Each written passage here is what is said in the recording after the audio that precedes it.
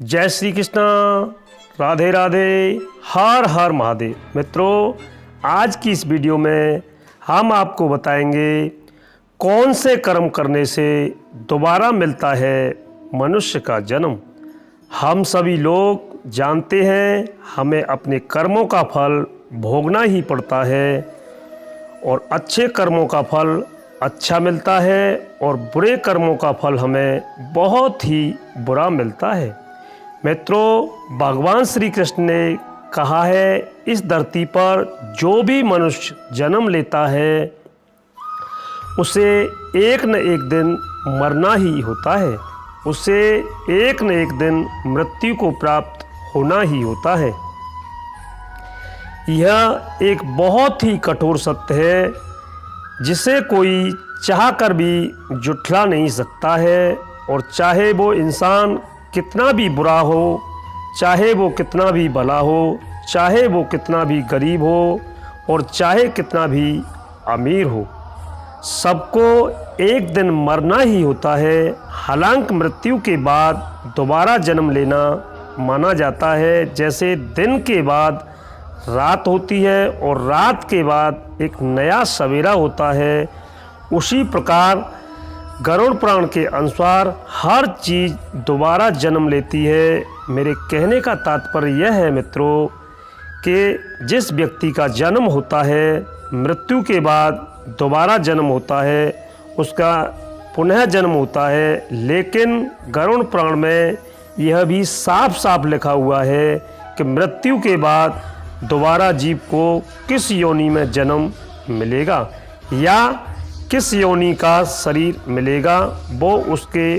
पूर्व जन्म के कर्म के अनुसार ही तय होता है कि उसने पिछले जन्म में कितने पाप किए हैं, कितने पुण्य किए हैं। उसी के अनुसार यह निर्धारित होता है कि मृत्यु के बाद जब अगला जन्म होगा तो उसे किस योनि में जन्म लेना होगा, उसे कैसा शरीर मिलेगा, क्या उसे दोबारा मनुष्य का शरीर मिलेगा या जानवर का शरीर मिलेगा या कीड़े मकोड़ों में उसका जन्म होगा या पक्षी बनेगा, यह पूर्व जन्म में किए कर्मों के अनुसार ही तय होता है। लेकिन वो कौन से कर्म हैं जिन्हें करने से दोबारा आपको मनुष्य का जन्म मिलेगा, आज हम आपको गरुड़ पुराण के अनुसार यह बताने वाले हैं। मनुष्य का अधिकार सिर्फ कर्म करना होता है और कर्म के फल देने का अधिकार परमात्मा को ही होता है। मित्रों, गरुड़ पुराण में यह भी बताया गया है कि अगर इस जन्म में आपको मनुष्य योनि मिली है यानी मनुष्य का शरीर मिला है तो आपका अगला जन्म भी मनुष्य योनि में होगा और मरने के बाद आपको दोबारा मनुष्य का शरीर मिलेगा, यह बिल्कुल भी तय नहीं है। गरुड़ पुराण के अनुसार जो लोग अपने जीवन में पाप कर्मों से बचते हैं, अच्छे कर्म करते हैं या परोपकार करते हैं, सिर्फ उन्हें ही मनुष्य का शरीर दोबारा मिलता है।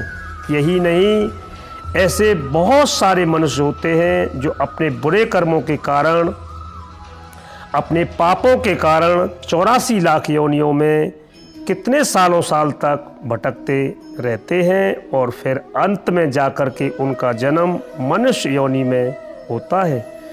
मित्रों, उन्हें मानव का शरीर तो मिलता है। मेरे प्यारे मित्रों, कर्म 3 प्रकार के होते हैं। पहला संचित कर्म, पूर्व कर्मों का जो ढेर है वो संचित कर्म कहलाता है और उन्हीं संचित कर्मों के आधार पर आपको जो शरीर प्राप्त हुआ है वो प्रारब्ध कर्म और वर्तमान में जो कर रहे हैं वो है क्रियमान कर्म। आपके कर्मों के संचय में से जरा से कर्म को लेकर के आपके शरीर की प्राप्ति हुई है और बाकी संचित कर्म जो है वो संस्कार के रूप में पड़े हैं। सभी कर्मों के अनुसार जो संचित और प्रारब्ध कर्म है उनसे ही अगले जन्म का निर्धारण होता है या निर्माण होता है और वही तय करता है कि आपका अगला जन्म 84 लाख योनियों में से किसी एक में हो सकता है। इसलिए ऐसा कहा जाता है कि इसी जन्म में, इसी मनुष्य योनि में आपको ईश्वर की भक्ति में लग जाना चाहिए और ईश्वर के चरणों में आपको समर्पण कर देना चाहिए, ताकि फिर आपको 84 लाख योनियों में भटकने की आवश्यकता नहीं पड़े और कभी कभी आपको अपनी तरफ से किसी को कष्ट न देना पड़े, किसी को भी प्राणी को दुख, किसी प्राणी को कष्ट आपके द्वारा नहीं होना चाहिए। इस बात का आपको विशेष ध्यान रखने की ज़रूरत है। मेरे प्रिय दर्शकों, व्यक्ति इस संसार में अकेला आता है और व्यक्ति इस संसार से अकेला ही जाता है। कोई भी उसके साथ नहीं जाता है। अपने से अपना और करीबी से करीबी भी किसी के साथ नहीं जाता और मरने वालों के साथ और मृत्यु के बाद उसने कितने पाप बटोरे हैं, कितने पुण्य बटोरे हैं, इसी से निर्धारित होता है कि अगला जन्म उसे किस योनि में प्राप्त होगा। महर्षि ऋषि वाल्मीकि जी आदि ग्रंथ रामायण में यह बताते हैं कि माता पिता, गुरु, आचार्य और ज्ञानी पंडित का कभी भी अपमान नहीं करना चाहिए और न ही उन लोगों के लिए कोई गलत विचार मन में लाने चाहिए। और जो भी मनुष्य ऐसा करता है उसे घोर महापाप लगता है और ऐसे लोगों को नरक में पाप भोगना ही पड़ता है, यानी कष्ट भोगना ही पड़ता है, चाहे वो कितने भी पुण्य कर ले या कितने भी अच्छे कर्म कर ले। लेकिन इस पाप को कभी भी कोई भी पुण्य मिटा नहीं सकता।